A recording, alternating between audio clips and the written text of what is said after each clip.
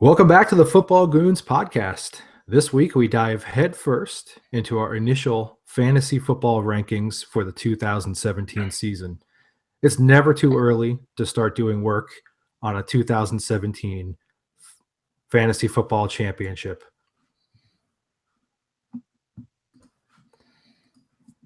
Keep in mind that these rankings do obviously include rookies, but there are a ton of things left to shake out and some players still that could sign or cut from a variety of different teams. So things will definitely change from here on out. They're very fluid right now. A lot can change over the next couple weeks.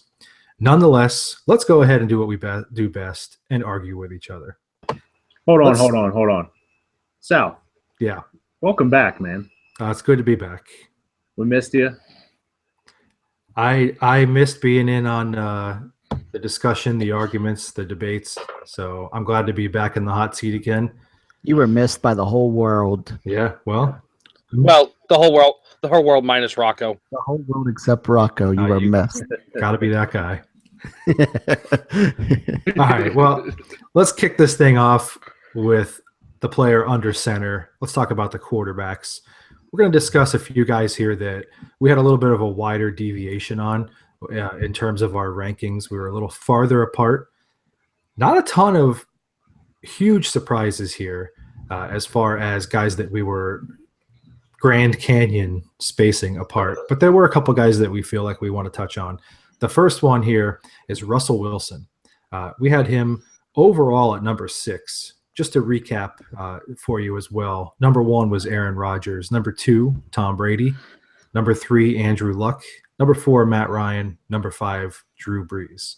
So yeah, you'll see a lot of that top 5 in various different breakdowns on a lot of different places. So not a ton of surprises there. But Russell Wilson, let's kick this off to Deal first because he's got him the lowest at number 10.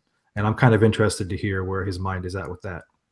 So the most alarming thing I've read recently, I'll start by saying I love Russell Wilson. I've had him a lot. I had him to the tune of beating Miles last season in the championship. I'll bring that up because you want to hear that Thanks again. For that one. Yeah, thanks a lot for that. That we're kicking this off with everybody just in a great mood. We're going to get everybody mad at each other, and then we'll continue the conversation. So here's my statistic that's made me – I'm not saying I don't want Russell Wilson. I'm just saying he's not my top 10 this year. So in the past 4 seasons, Russ has completed less than 42% of his passes inside the 10. On 84 passes to the end zone, he only has 26 touchdowns in 4 seasons, along with a pick and 6 sacks. Nobody across the stretch of the last 4 seasons, nobody that's qualified.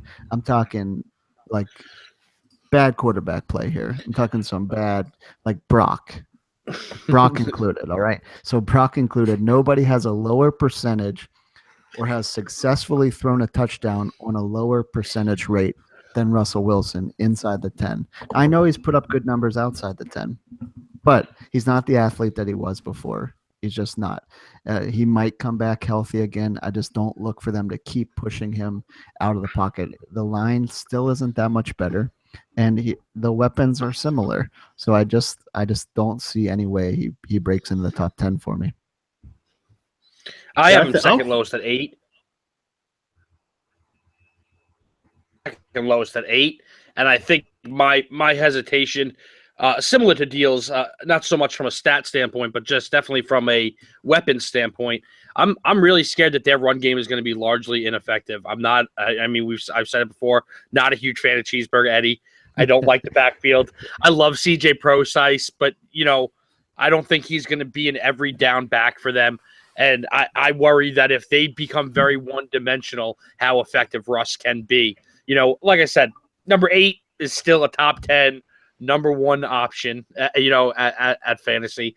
So it's not a terrible stretch to say that, 8 is a ceiling for me, but I could absolutely see this going south. Can I just mention too, like last season it was number 8.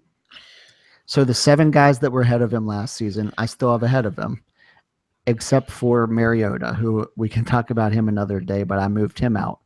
Then I moved Carr inside of him, Jameis inside of him, Cam, and Kirk. Are any of those absurd to you guys?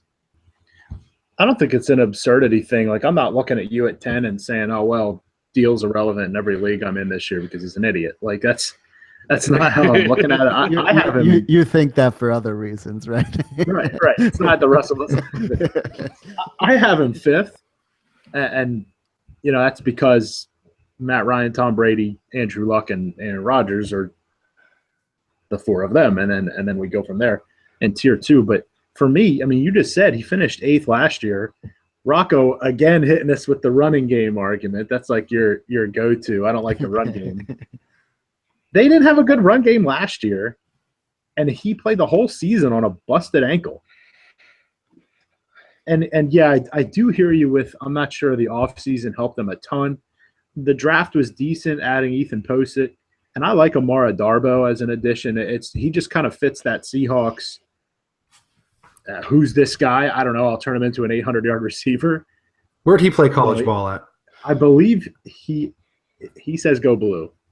Right with you. Go blue. So I it's just one of those, like, it's very Seahawky. It's very Doug Baldwin, Jermaine Kearse. Who cares? We get the job done. But for me, a lot of the reason you rank Russell Wilson higher is that rushing aspect of his game, which was extremely limited last season because of these ankle injury. So when you say that you think he's not as mobile as he used to be, sure he is. He just wasn't last year due to injury. So I don't buy it. I think we saw his regression last year and it finished 8th. So I guess when you say, is it absurd? Of course it's not. You having him 10th, that's still a QB1. Yeah. And I think at a certain point, as any fantasy analyst will tell you, these guys are more in tiers. And when you talk about those guys, the Cars and those guys that you raised ahead of him, they're all in the same tier for me as Wilson. I just prefer Wilson. So I'm not going to scoff at your 10 or Rock's 8th. I have him 5th. But I just think to say that some mobility or you don't like the weapons, I don't really think that holds water. If you just have him below those guys, then fine. But I don't think we have to dig for reasons. It's just, he had an ankle injury. Now he doesn't. I expect him to be a lot more like he was in 2015, which was excellent. Yeah, I think his passing game will still be excellent outside the 10 because he's terrible there. But I just think that Pete Carroll and the offensive coordinating team there are smart enough not to keep pushing the issue because they know their money's in Russell Wilson. So I don't think they're going to keep letting him run for his life all the time. I think they're going to say, listen, you finished number 8. Obviously they don't care about fantasy, but the same mindset. You finished as a good quarterback in the pocket. Let's stay there and keep healthy. I think it was pretty telling. Like when you looked at the way that he finished last season, he was a different quarterback down the stretch. He was more the Russell Wilson that we were accustomed to. So I do think that the ankle injury played in a lot. Especially in fantasy, he was terrible at the start. When you look at what you were expecting out of him, he was hitting you with, 17s or 18s for the first couple weeks, which, you were hoping for much higher out of him at that point. But I actually do think that the running game that they brought in Cheeseburger Eddie helps a little bit because it can't get much worse than it was. Now you actually have kind of like, an array of different talents at the running back position. So you're a little bit better suited situationally. It's going to open things up for Wilson a little bit. They can rely on that a little bit more. You got to assume that Procise is going to be better in his second season, take on more of a role. And I don't think they're going to ask him to throw 546 times this year. That was a huge number for the Seahawks offense that I don't think he'll touch again. So, again, important to note that none of us are saying he's not a quarterback 1. It's just a difference of preference at this point, but that's kind of why I've got him up there at number 5. Sure. All right, let's talk about the next guy here. This one's going to be an interesting one as we go into mock draft season, and that's Cam Newton. We've got him at number 9 overall with a 2 deviation amongst us. So the highest is 7. That's Deal and Miles. The lowest is Rocco at 13. I'm kind of right in the middle at 9. Cam Newton, really interesting fantasy quarterback this year.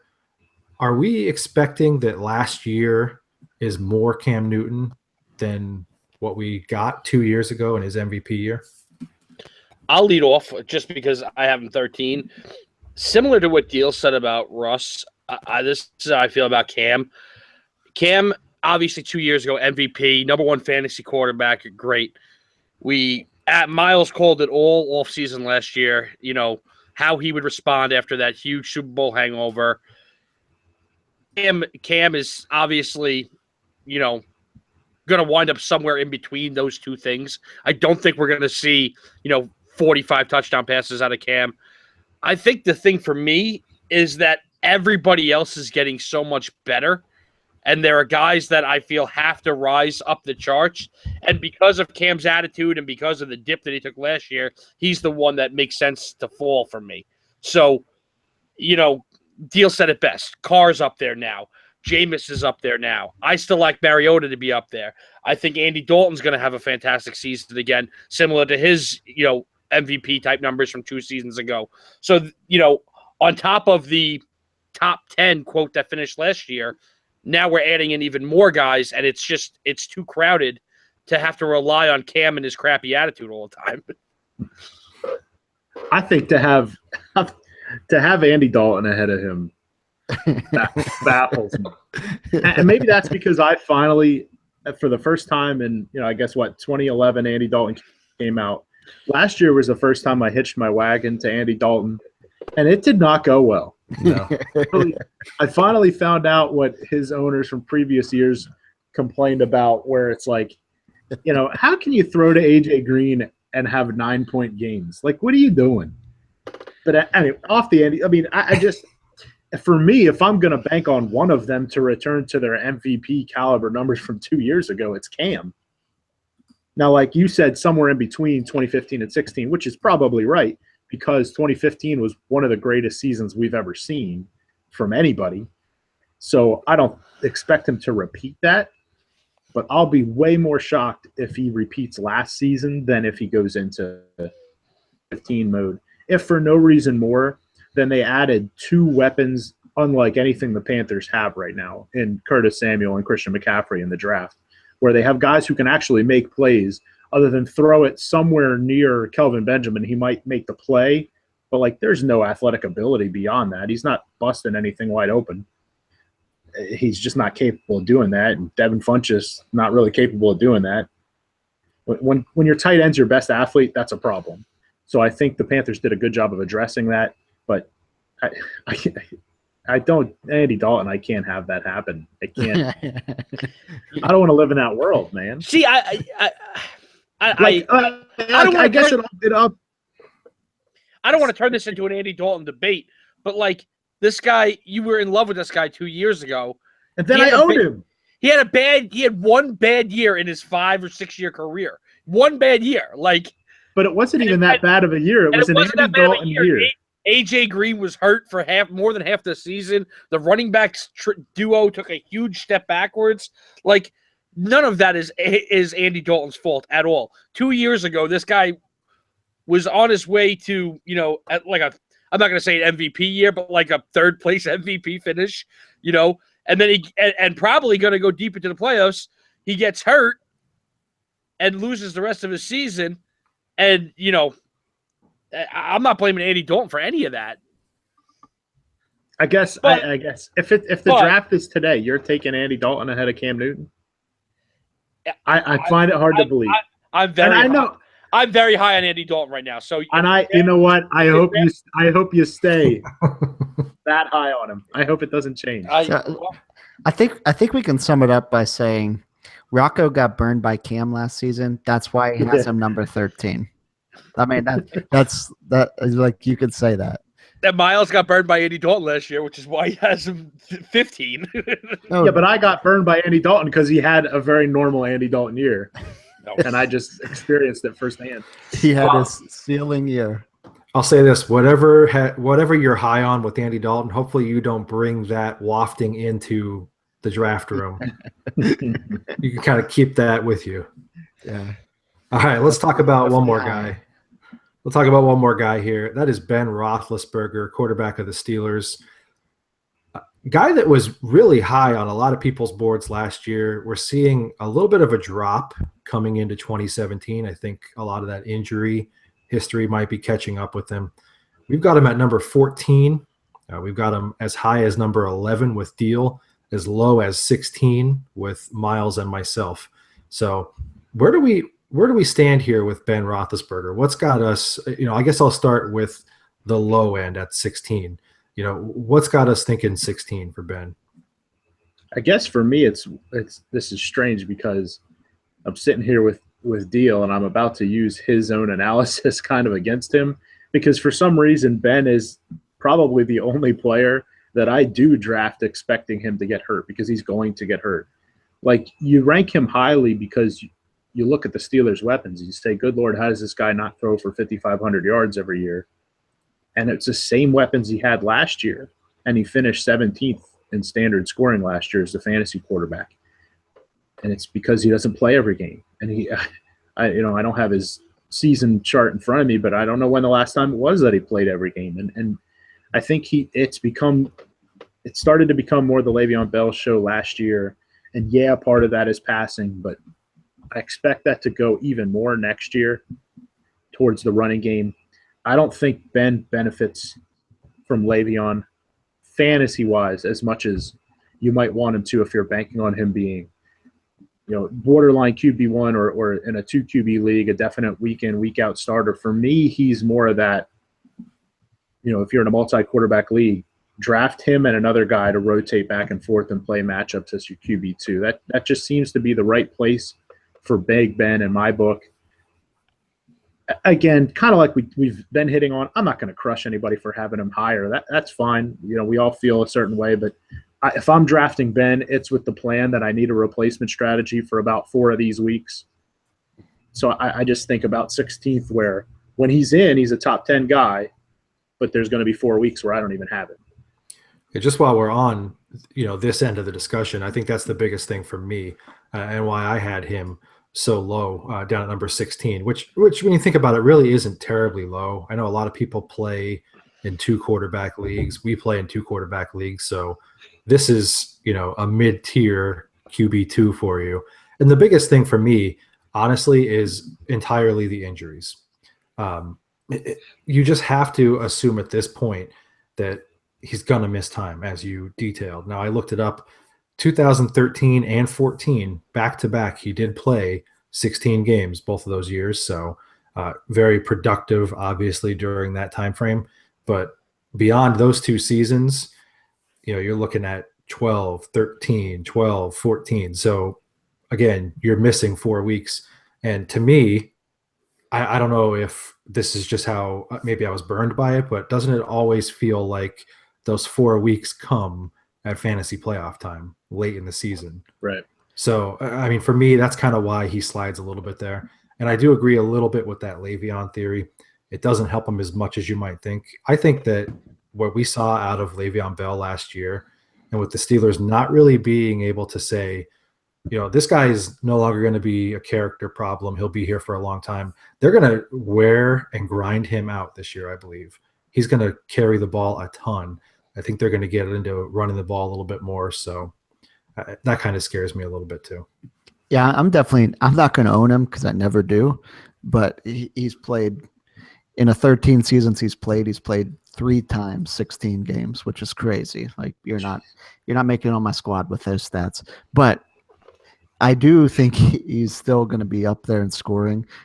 Most of my reasoning here is that he, in theory, gets Martavis back. Like, that could change like tomorrow. He can not get him back tomorrow. But I know he still can't play on the road. We've documented that in depth. So I'm not going to draft him for those 2 reasons. He can't play half the season, and he's not going to play part of the season because he's just going to be injured. But here's a stat that's going to change your mind for where you have him ranked. Are you ready? Miles, you ready? Yeah, sure. I feel like you're ready. Last season, he was number 13 without Bryant. So no reason to assume he's not going to be at least 13 again, I think. In a league where a touchdown 6 points, because it should be. If you're still playing in standard scoring, reevaluate your life decisions, because I bet you're making other bad ones because that's a really bad one. But I guess that doesn't really matter that much. It does matter a lot. But so are you still following with this decision making? Yeah, I'm with you. Critical here. With Martavis at home, Ben is 9 points better per game. 9 points. That's a lot of points. It is. At home with Martavis, he's not. So listen, I don't claim to be a mathematician. I think I'm fair at math, but by my calculations, that's about 72 points better on the season. Is that good math? It's right on, man. You nailed it. Nice. Okay, so now hold on, but you got to subtract 18 of it because he's not going to play 2 of those games. Who, Martavis? No, Ben. No, he's going to play all the home games. He's going to miss away games. Okay. Is that how that works? So I'm glad you have that inside track to know what to expect. I mean, I live in Pittsburgh. So that if he would add those 72 points, that would make him the number 4 quarterback last season, even in standard scoring, which again, you're an idiot if you play that. I'm sorry to offend you, but I mean it. That would have made him the number 4 quarterback last season. So if he would have just added Martavis last season, he would have been the number 4 quarterback in the league just based on his statistics. So, I mean, it's a huge add. Like, it's getting supremely underrated how big of a deal it is that he has Martavis back. I love that we can skew stats to make it say whatever we want it to say. I mean, that's just the truth. My whole thing with Ben, just to agree to 3 of you guys, is you're missing games. You can't agree. Oh, okay. That part we can all agree on. Yeah, we can all agree on. We know he's missing games. He's a top 10 fantasy quarterback if you were guaranteed to play all 16 games, but he doesn't. He's only, Deal said it best, he's only done it 3 times in his entire career. I mean, is there another Hall of Fame caliber quarterback who is as often injured as Ben Roethlisberger? Like, I can't think of any other quarterback that's injured as much as he is and misses as much time as he has and still has the numbers and wins to go with it. So it's just crazy. But yep. You know what I think it could boil down to also, I mean, being that it's May especially, when I'm tiering these guys, even though, like, you know, this is only the second year ever where I've done rankings to share with the public, you know, so other people are looking at my work. And it is difficult still as a novice with this to, like, you look at that tier of guys and I have 13th Stafford, 14th Rivers, 15th Dalton, 16th Ben. So, like, if you just take those 4 guys, as an analyst, I'm not sure which of these 4 are going to finish highest. I don't have strong convictions, but I will tell you that I'll draft Stafford and Rivers. I won't touch Dalton and Ben. So that still plays into my thinking when I'm ranking a little bit of, like, gee, Stafford or Roethlisberger. Oh, definitely Stafford, because I'm thinking with a draftable brain where I'll take him. So I'm not going to pick on you guys. It's not like you have him 5th. Right. You know, it's just a situation where you might be thinking with a slightly different brain, coming at it from a different angle than I am. So here's the question, critical. You have Andy Dalton 15, Ben 16. The whole world passes on both of them. You have to take one. Which one do you take? I would take Carson Wentz, who I have 18. No, honestly, I would take Dalton because I feel like he'll be there.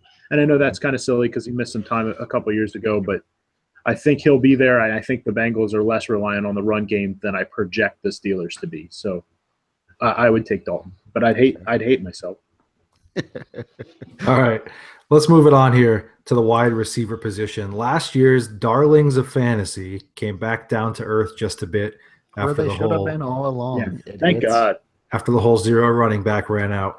We definitely differed more here than the quarterback position. So let's get into it. Just a couple of the guys. The unique thing about all of these guys is that they were all in the top 15 as opposed to the quarterbacks. So first one, DeAndre Hopkins comes in at number 10.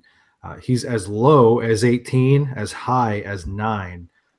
Let's start with Rocco here. DeAndre Hopkins, why as low as 18?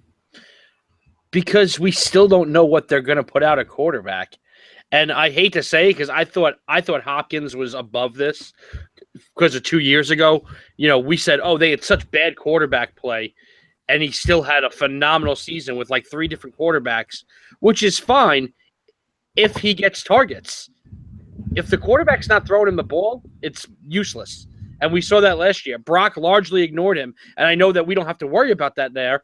And this could definitely change for me as we get closer and closer to the season. We see if, Watson's going to wind up be the guy, or, whatever they decide to roll out with, if Savage is going to start and Watson's going to come in later.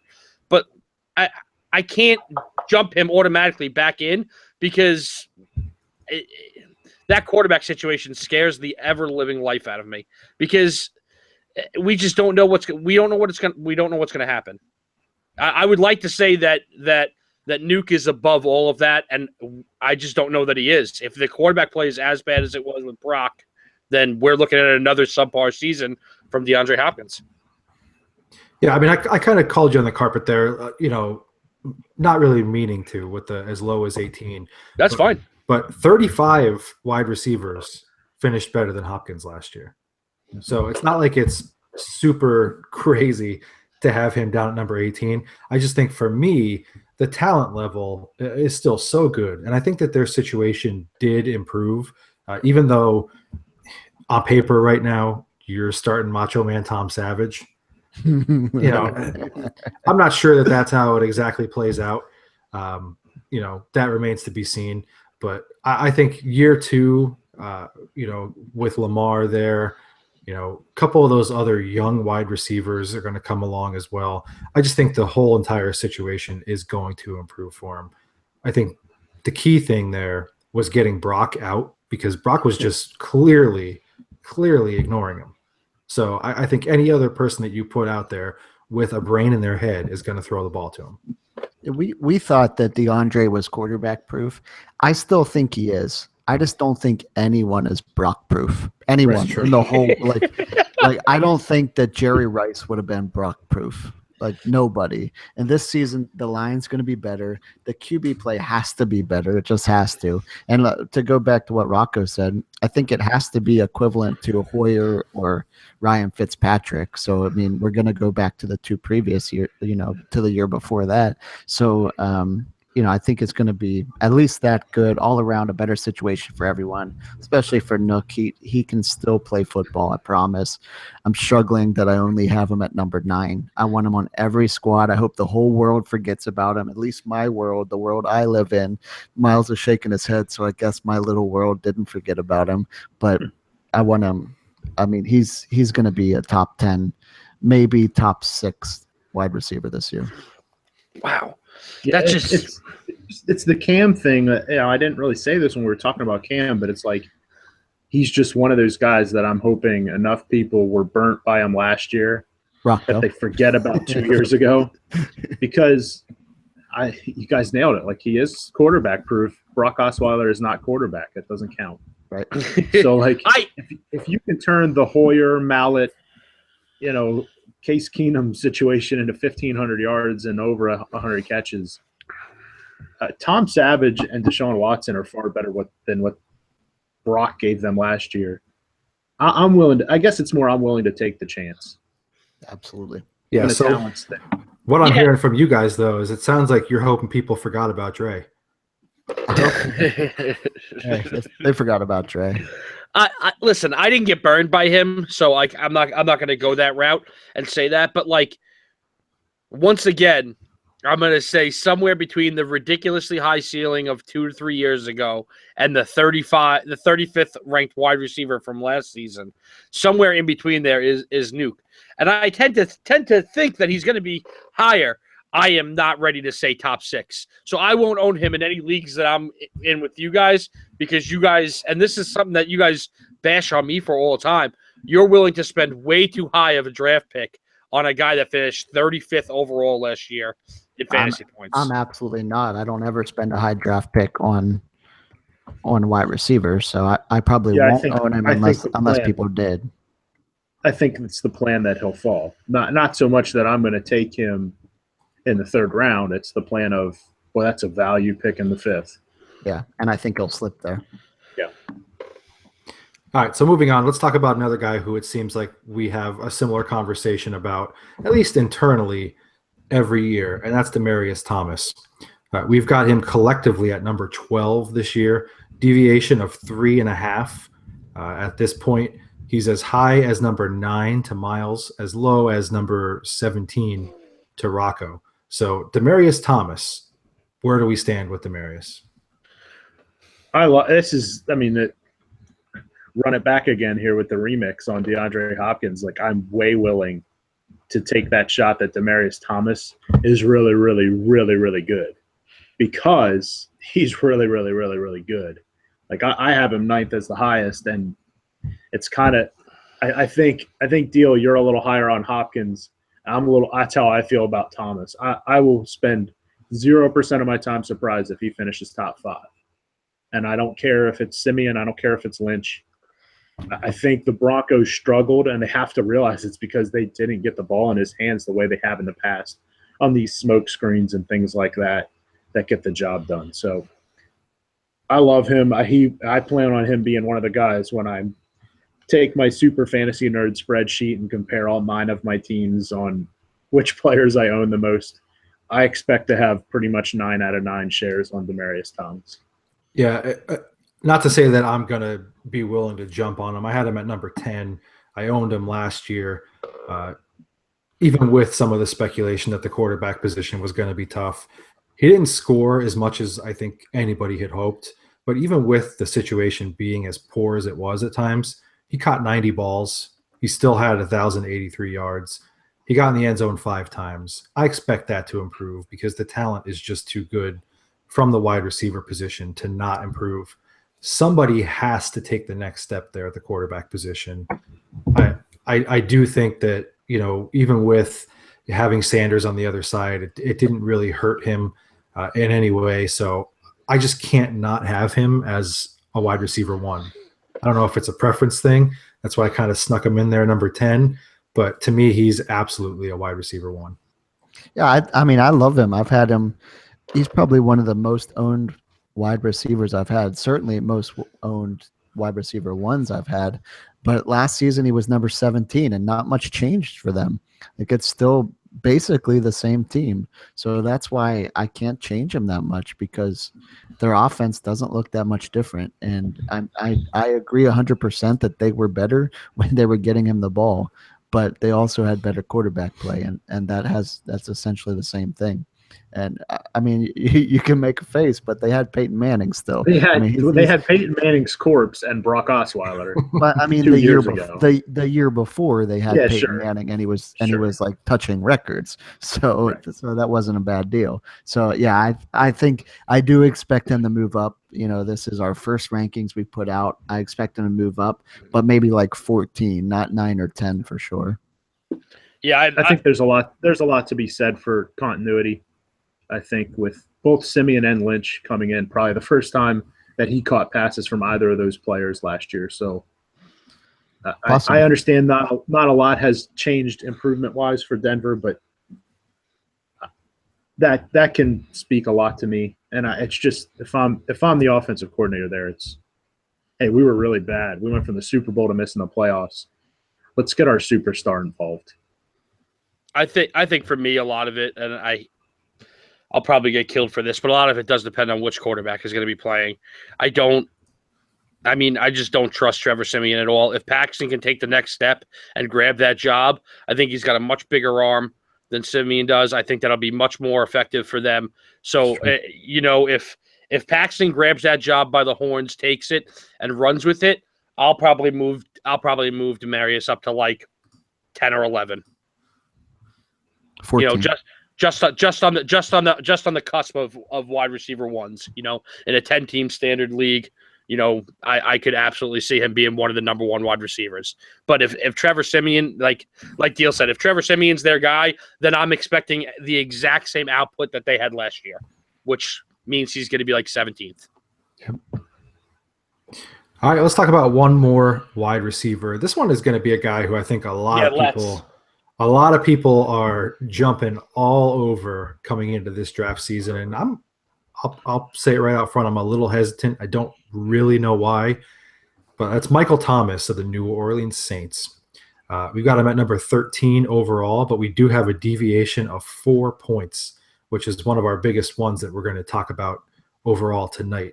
He's as high as number 8 to Rocco, as low as number 18 to myself. So you were excited about it, Rocco. What's on your mind about Michael Thomas? How can you not have this guy in the top 10 is beyond me. First of all, his quarterback is Drew Brees, and Drew Brees and Tom Brady, the only thing stopping them at this point is Father Time, and neither of them look like it's going to happen this year. So you're playing with Drew Brees, so he's going to throw 5,000 yards, so let's do that. The guy finished 7th last year. So, and what did they do? They got rid of Brandon Cooks, who everybody said was probably the best thing for them, and I don't think that's going to slow down the Saints offense at all. I still think Thomas is going to be the beneficiary of seeing more targets. So last year, I have it here.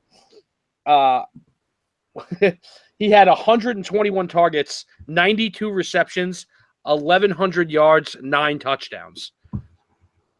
I like at least that production, probably a little bit more, especially with the loss of Cooks. Michael Thomas is a fantasy stud. And if you don't have him in the top 10, you're high on whatever I'm high on from Andy Dalton. There's a good chance that I am. But I'll just say this. When I was doing these rankings, this is a guy who, when I'm looking at the guys that I have in front of him, I just feel like I guess personally, I just feel like it's more of a sure thing. That's not to say that I think Michael Thomas is at definitely the bottom end of a wide receiver too. I'm a little bit more scared that he doesn't follow up that first campaign.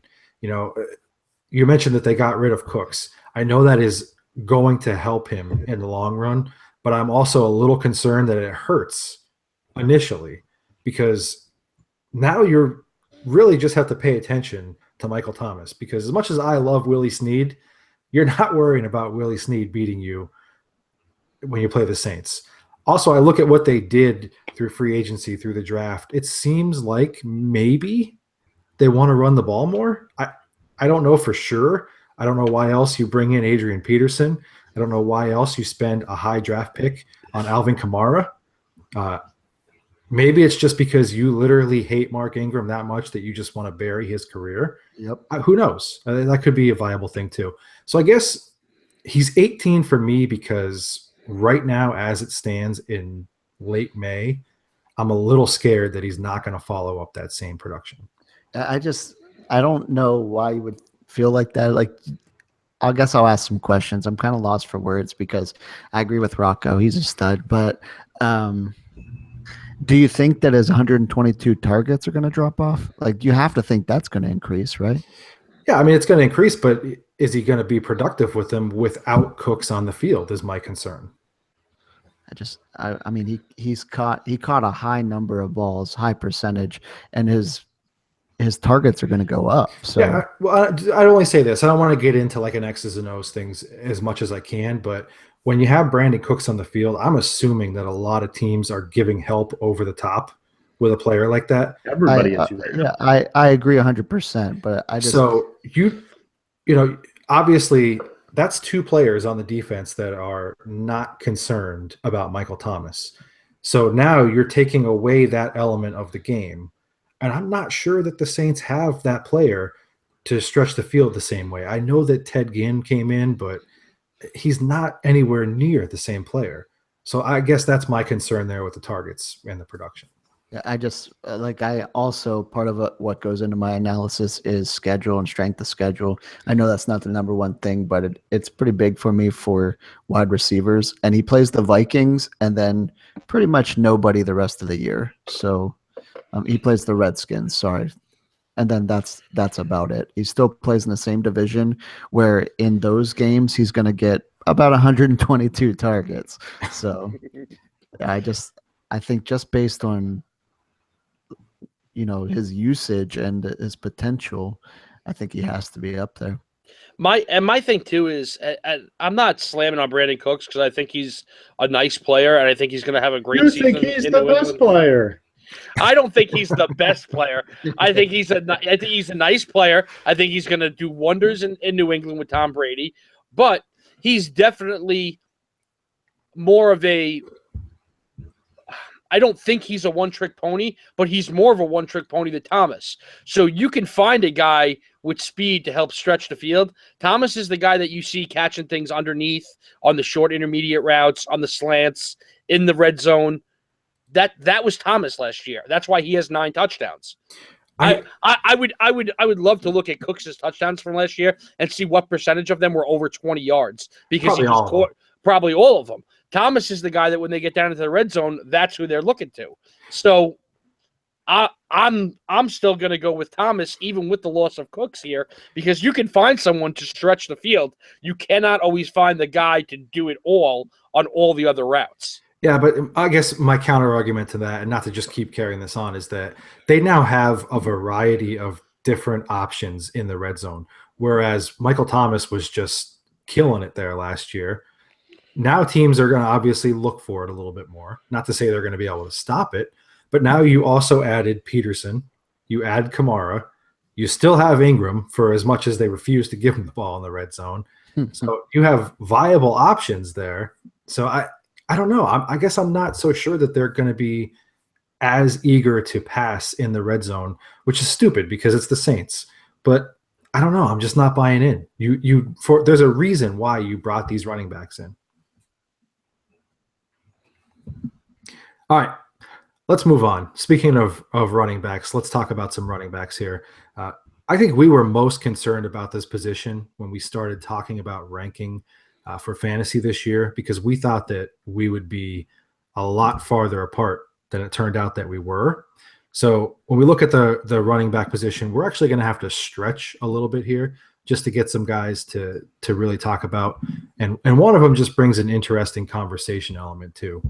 But let's start out with a guy who I tried to tell all of you guys last year was the real deal, and that's Jay Ajayi with the Miami Dolphins. This you with Ajayi subplot has dragged on and become like a fishing story. Like literally the only reason you even knew Jay Ajayi existed is because you needed a 6th round pick for that stupid thing we did. Some gimmick thing. And then like the dude runs for 200 yards. And you're like, I told you Jay Ajayi was the man. That's true. You only had him because I took Antonio Brown. So you needed a 6th round player. and I took Tom Brady. Tom Brady. That's true to a degree, but we did all sit to 99 degrees. Yeah. But to that 1 degree, we did all sit and watch the Dolphins in person and watch him run all over a team. It's true. Unlimited carries.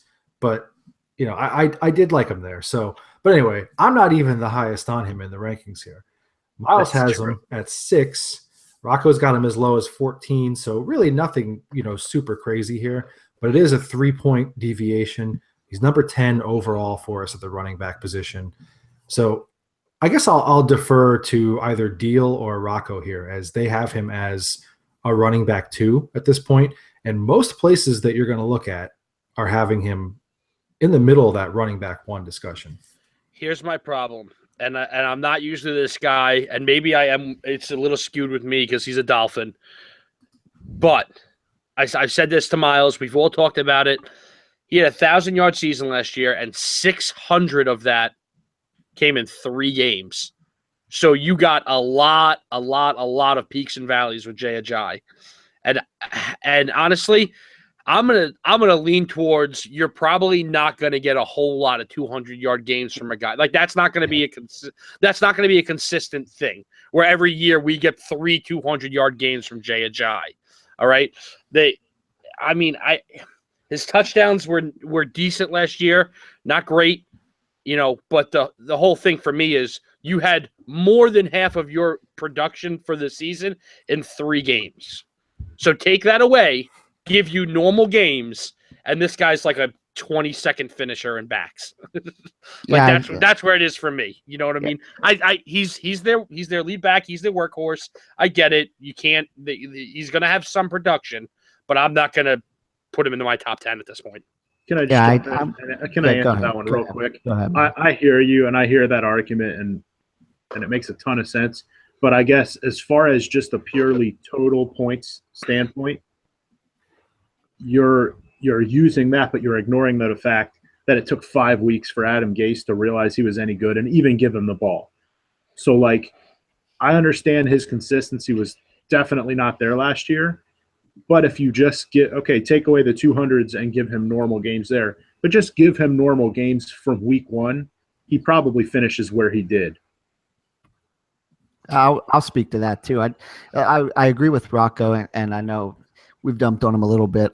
I will mention that Rocco and my rankings were pretty similar in the places where we're not mentioning in this podcast, but I wanted to see him be more consistent. He was number 11 last season. He had 3 phenomenal games, which I understand shows that he can do it. If you can rush for 200 yards, there's a lot of guys that don't, like most of them.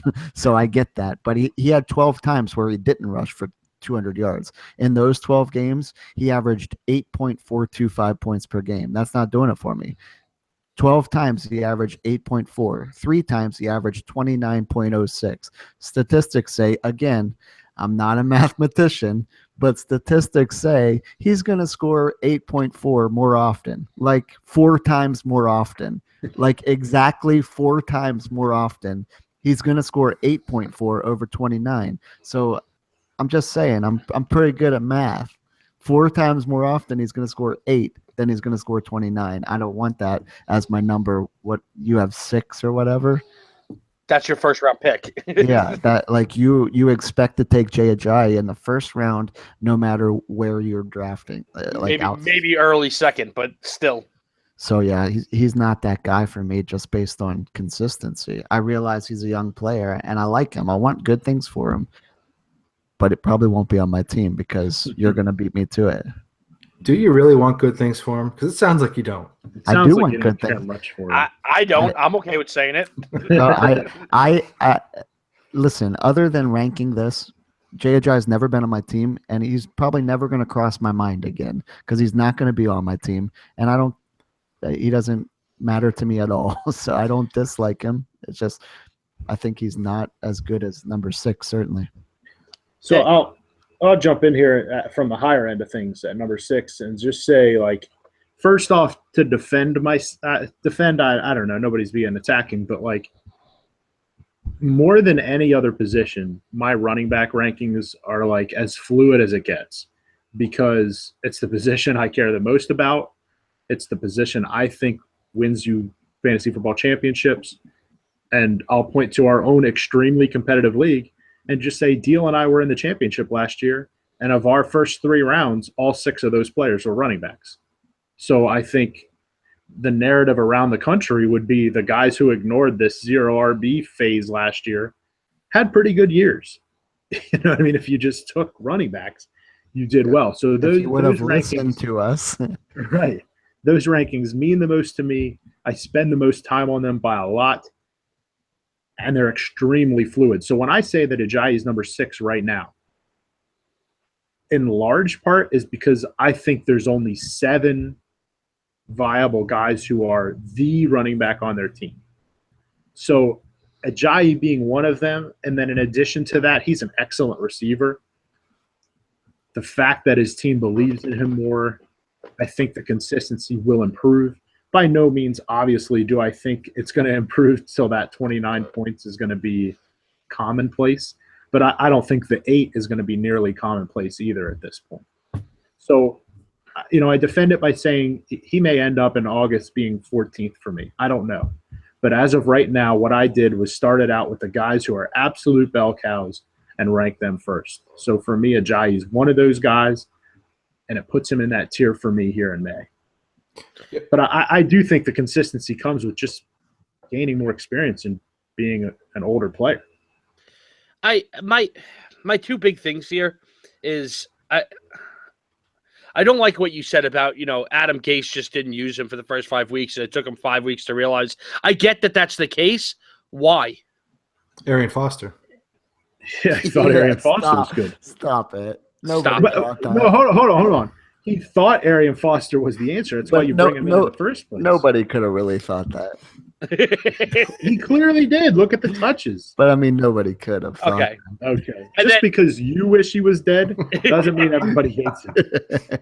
And the other thing is how much of a limited role he plays in the passing game, especially in like a PPR format. you're getting less than 2 catches per game from Jay Ajayi. You know what I mean? As a number one running back who's not sharing the time with anybody else. So he is in on passing downs. He is in those situations. He had 27 catches for 151 yards and no touchdowns. You know, it does nothing for me. So you couple the fact that I want consistency and, you know, he's on the field but not productive in the passing game. I can't put him in the top 10. I can't. Yeah, I'll address that just some, because as I listen to my weekly Adam Gase radio addresses, because I'm glued to those. Everything that I've heard out of Miami from him is that they have to get Ajayi more involved in every element of the game, in the passing game. They've said exhaustively now this offseason that he was underutilized in that element. Whether they do it or not, we'll see. They've also said that he didn't get enough carries. If you look at what he did last year, obviously for me, I'm taking away those first 5 weeks because he wasn't the guy during that time frame. He still only carried the ball 20 times, 5 times last year. He turned 3 of them into 200-yard games. Right. Extremely productive when he gets 20-plus carries. So maybe he's just one of those guys that just takes a little bit longer to get going. Who really knows there? I just believe at face value that what they're saying, that they're going to give him more touches, is going to happen. And then I go to what Miles said. He's clearly the guy there. So if you're the guy with really no competition behind you, and they're preaching up and down that they're going to give you the touches this year, that I think ultimately he is going to be a top 10, middle RB1 kind of guy this year. It's a lot of faith, believing what they're saying, but I'll take it at face value. Kenyon Drake taking over the world. No way. All right, let's talk about one more pretty interesting guy here. It's a guy that is very near and dear to Ryan Deal's heart, and that is Doug Martin of the Tampa Bay Buccaneers. We've got him at number 26 right now in our initial ranks. A lot of that is probably because we're not really sure what to do with him. Most of us are, looking at him in that high-end RB3 right now. Kind of curiously, though, Rocco's got him at number 40, creating a 6.3 deviation on Doug Martin. Could just be one of those things where he just wants to see how it plays out, but I will let him tell us what he thinks. I don't think Doug Martin, at least in my opinion, for myself, is going to climb much higher than 40. And here's why. I said this last year. Doug Martin only plays when there's something important to play for Doug Martin. He had a chip on his shoulder in his rookie year. He had a great rookie year. Then he had 2 terrible years, and then it was a contract year. Oh, and then I'm going to decide to play great again. And then last year he gets the contract, and he plays like garbage. Then he's in rehab or whatever. He's definitely facing a suspension this year for, at least the first 2 games. So now you're losing him for at least 2 games. You don't know what you're going to get production-wise out of him because you never do. And that team is becoming more and more and more and more and more dependent on Jameis and the passing game than Doug. So I'm out on Doug. I honestly, it would not shock me in the least if he's not even on the roster after like week 8. Wow. Here, I think first off, it's already. If I'm not mistaken, it's already done that he's missing the first 4. 4. Okay, so there Correct. You go. So it's. I thought it was 3. I'm fairly, you can check it if you want. I'm pretty confident it's 4. But the way I'll respond is, Rock, you and I were in the same corner about Doug. I didn't own him in any of my 9 leagues last year because I totally agree. He only rocks it when he's got stuff on the line. For me, Doug Martin's entire football career is on the line this year. Yep. So he's playing for far more than Rookie of the Year or a contract. Do you want to still play football? Because after what he's gone through here this offseason and then missing 4 games, if you come out and play terribly, you're done. And who's picking you up at this point? So I think he has more to play for than he ever has. And I think my opinion there is a little bit backed by the fact that, and I totally understand April, May, you hear this about 1,100 players a year, but teammates have come out and said when he showed up for OTAs, he looks incredible. He looks as good as he ever has, both on the field and just off physique-wise. He looks great. So that shows me his head's in the right place and he's committed. If it's me, the only reason he's in the mid-20s for me instead of top 20 is because of that 4-game suspension. But I'm going to say he's like Tom Brady or Le'Veon Bell light in a sense of approaching drafts last year.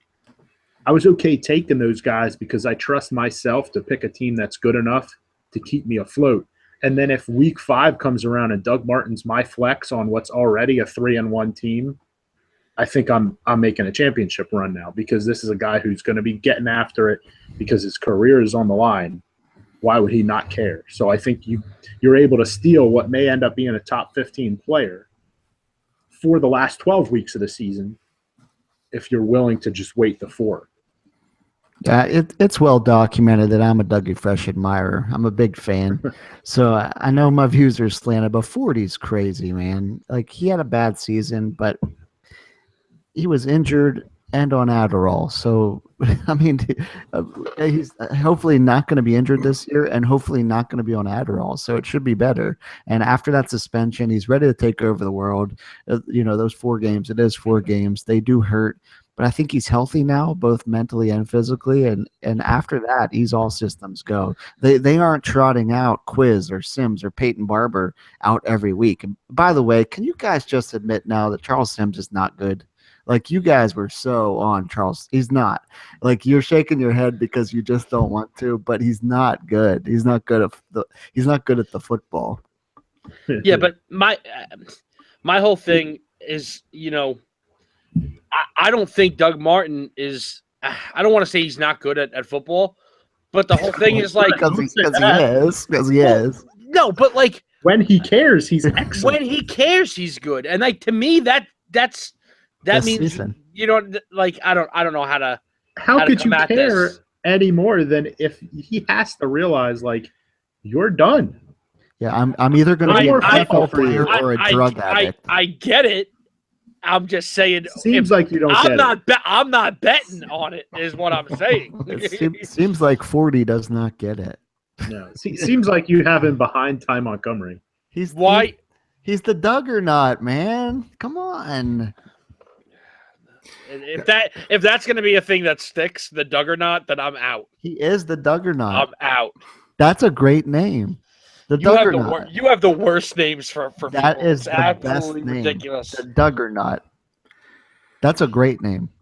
All right, well, let's wrap up. Stout's about to snap over here. No, I'm good. I'm just enjoying it. I've been away for too long. Who do you have at 38? Spencer Ware. Stop it.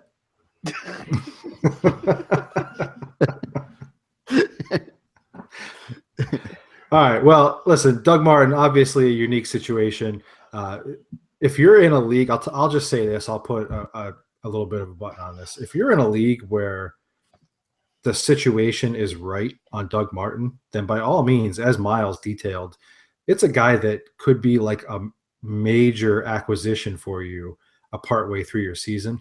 But I'm not willing to overpay on the risk if I'm looking in, the first 2 rounds or the first 3 rounds, because there will be people in your league that you draft with that are going to take Doug Martin in the first 20 picks. It will happen. I just know it will. So I don't know. I guess that's kind of where I'm at. I wish I played in that league. Yeah, but don't be that guy. No. That's a bad decision. All right. Well, that's going to actually do it for this edition of the Football Goons podcast. We had some tight end talk on tap, but honestly, they're tight ends. Who really cares? So be sure to check out our rankings in detail over at footballgoons.com. You can click through the different tabs, different positions. If you really do care about tight ends, you can get our full rundown there at footballgoons.com. You can also subscribe to our YouTube channel for those of you that are watching right now.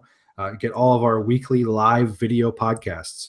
Also, head on over to iTunes and subscribe to the podcast. And while you're there, go ahead and leave us a 5-star rating with some great feedback as well.